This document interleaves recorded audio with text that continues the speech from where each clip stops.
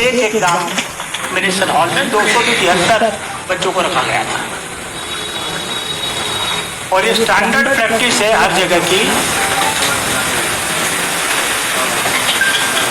कि हर केंद्र पर, हर परीक्षा हॉल में ट्रंक या हमारा जो ये टीईएस बैग कहते हैं, इसको टीईएस बैग कहते हैं।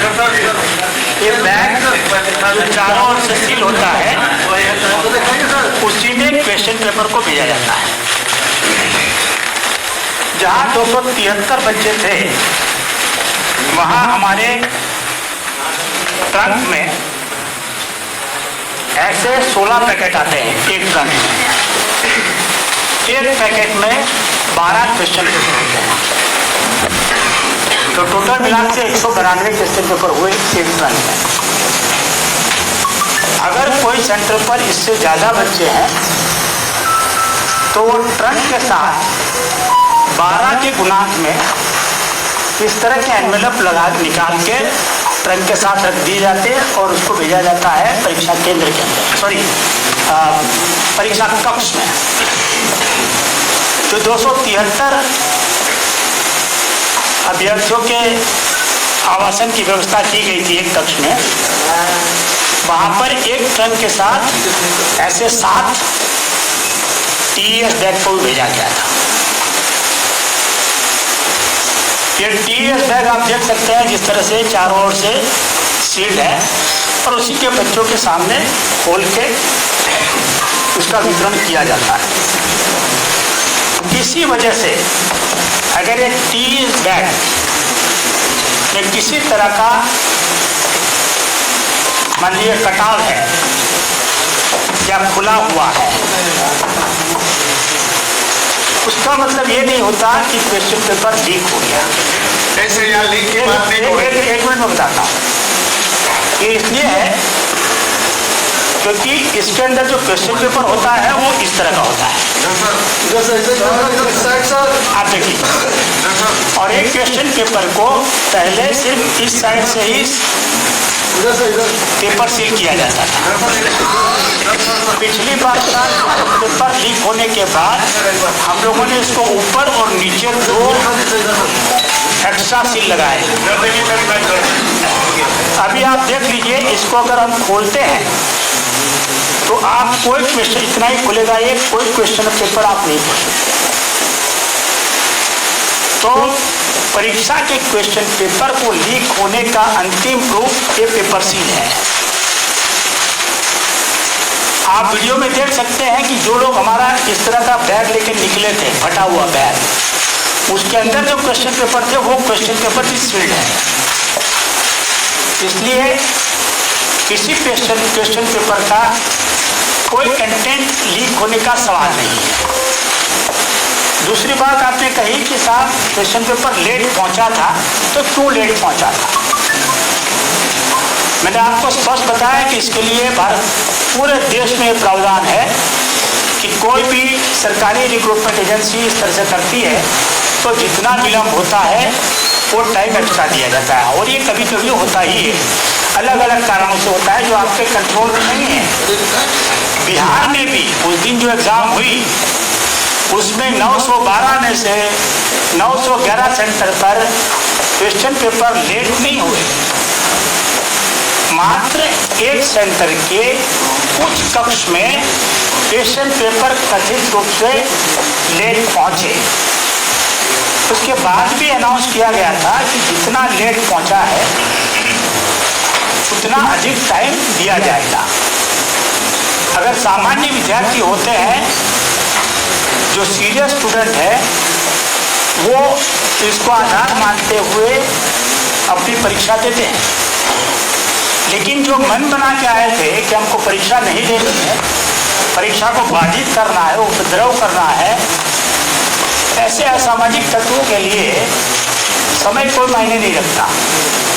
उनको 19-20 कोई भी कारण चाहिए, तो इसका बहाना बनाते हुए वो अपने रूम से निकले और उसको ले जाके दूसरे रूम में बताया कि साहब आप क्या एग्जाम दे रहे हैं, एक क्वेश्चन पेपर तो हमारे पास ऐसे ही आ गया है, तो आप मत दीजिए अब एग्जाम इसको। उन्होंने ये भी भ्रांति फैला दी कि परीक्षा कैंसिल हो गई, जबकि परीक्षा कैंसिल करने का कोई सवाल ही नहीं था। मैंने बताया ना कि दोनों दो विंग थी, ए ब्लॉक और बी ब्लॉक, हर एक में करीब 6,000 बच्चे थे। मतलब 12,000 बच्चे थे बापू परीक्षा केंद्र पे लगता। सर एक सवाल दोबारा से परीक्षा आयोजित करेंगे बापू परीक्षा परिसर का, तो क्या आयोग किस तरीके से निपटे हैं दोबारा से परीक्षार्थियों के रूप में अगर कोई और उसी तरीके से हंगामा करने की कोशिश करे तो? देखिए, इस सेंटर पर और बाकी सभी सेंटर पर पर्याप्त टेस्टिंग की व्यवस्था होती है, इम्पर्सोनेशन ना हो उसकी भी व्यवस्था होती है। उस दिन भी आपने देखा होगा कि 912 में से 911 सेंटर पर कोई उपद्रवी घुस नहीं सका। पटना के सेंटर में क्योंकि बहुत बड़ी संख्या में अभ्यर्थी थे, हो सकता है उसमें ही कुछ अपने आप को घुसा लिए होंगे। चेकिंग ठीक से नहीं हुआ गेट के अंदर? चेकिंग ठीक से हुआ होगा, फिर चूक है ये जब चेकिंग ठीक से हुआ होगा, जब घुसे होंगे तब वो अभ्यर्थी के रूप में घुसे होंगे, जब अंदर गए तो उन्होंने रूप बदल लिया। दोबारा एक सवाल ये भी जो है जो सारे एग्जाम दिए हैं आपने एक जगह कैंसिल किया है, तो बाकियों के मन में ये तो संदेह होगा ना, शायद दूसरी जगह पे ये बात सामने नहीं आई, लेकिन वहाँ भी थोड़ा चालू होगा, ऐसा भी हो सकता है। तो उनके मन में संदेह तो छोड़ देना, एक सेंटर को कैंसिल कर रहे हैं और बाकी को ऐसे रहने दें, तो ये तो संदेह नहीं है। अच्छा, 911 सेंटर से आज तक कदाचार की कोई सूचना आपको मिली है? यहाँ खड़े हैं, किसी को मिली है? अब कैसे प्रकट हो जाएगा जी कदाचार की सूचना? आप सवाल कीजिए, सोच समझ के कीजिए। लेकिन सर एक सवाल है सर, किसी लोगों के स्पोक्समैन बन के मत पूछिए।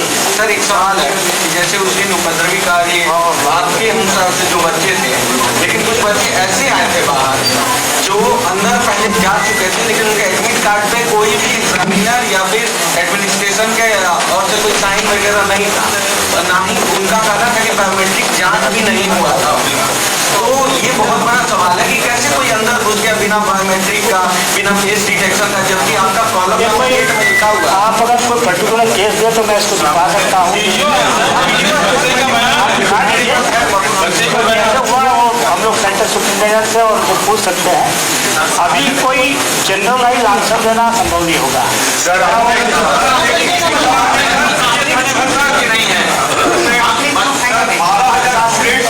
प्रशासनिक चूक किसके बारे में? कैसे आइडेंटिफाई करेंगे आप लोग? जैसे बोला जा रहा है कि 200 लोगों के खिलाफ जो FIR ले लिया गया, तो क्या वो 200 आइडेंटिफाइड है या फिर उसमें सर आप लोग टीचर के अलाउ करेंगे जो एग्जाम देंगे? पहले वो जिनका अटेंडेंस हो चुका था, जो काउंटडाउन हो चुके थे, उनको कैसे आप लोग एडजस्ट करेंगे? मैंने पहले ही कहा कि सरकार की अलग अलग एजेंसी जितने भी सोशल मीडिया क्लिप घूम रहे हैं या समाचार चैनलों पर जो न्यूज़पेपर में जो आया हुआ है वो, या अखबारों में फोटोग्राफ आए हैं, या हमारे जो कैमरे लगे हैं उसमें जो CCTV कैमरे के फुटेज है उसको खंगाल रही है अलग अलग एजेंसियाँ हैं। आयोग ने सबसे पहले ऐसे 26, 25, 26, 30 लोगों को आइडेंटिफाई कर लिया है, बाकी एजेंसियाँ भी आइडेंटिफाई करेंगी। एक भी अभ्यर्थी ऐसा नहीं होगा जिसको हम लोग आइडेंटिफाई करके सुकोस्ट किए बगैर डिबार करेंगे। हमारी आयोग की प्रक्रिया है, आयोग वो प्रक्रिया को पूरा करेगा, अभ्यर्थियों को अपना एक्सप्लेनेशन देने का मौका देगा, उसके बाद आगे की कार्रवाई करेगा।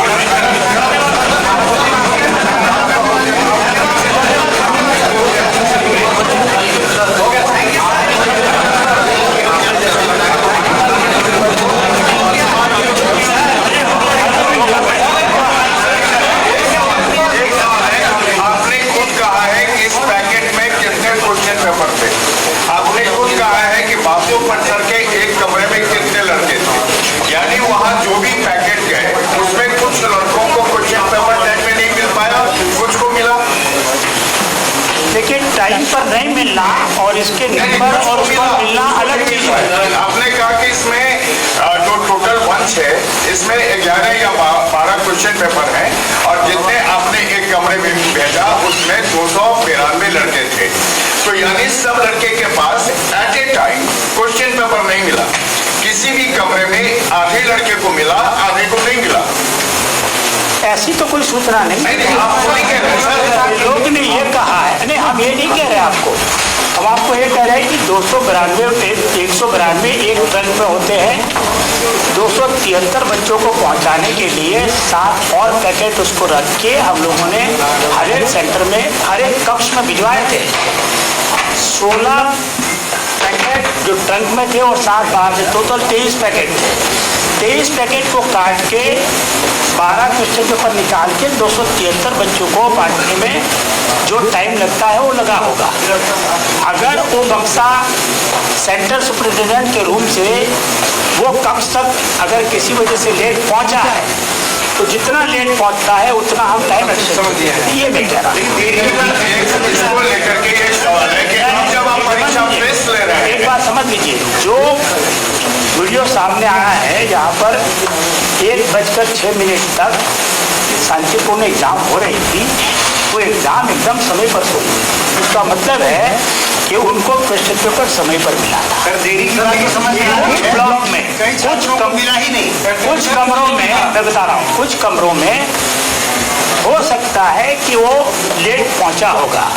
जितना लेट पहुंचा था उसका एडिशनल टाइम देना लेकिन कई छात्र तो ये कह रहे थे बकायदा उनका वीडियो को ध्यान में रखे हुए जो ये बता रहे हैं ना कि कुछ छात्रों को नहीं मिला, तो ये इसलिए हुआ जो अफरा तफरी हुई उसमें हो सकता है कि कुछ क्वेश्चन पेपर ऊपर के फ्लोर में नहीं पहुंचा पाए होंगे। आयोग ने इस बात को गंभीरता से लिया है। आयोग पूरी तरह से संवेदनशील है बच्चों के हितों के प्रति, और इसीलिए हम लोगों ने पूरे सेंटर पर री एग्जाम कराने का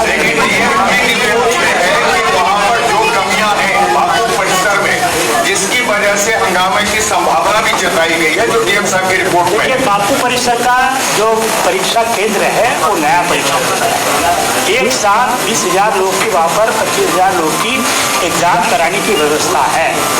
अभी उसमें 12,000 की व्यवस्था की गई थी। और जो त्रुटियाँ जिला पदाधिकारी ने आइडेंटिफाई की है वो बिहार एग्जामिनेशन बोर्ड जो है उस पर जरूर विचार करेगा और अकॉर्डिंगली इम्प्रूवमेंट करेगा।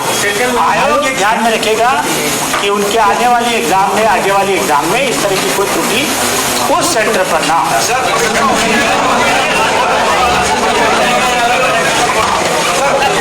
या परीक्षा बाधित करने की कोशिश की, ये सामान्य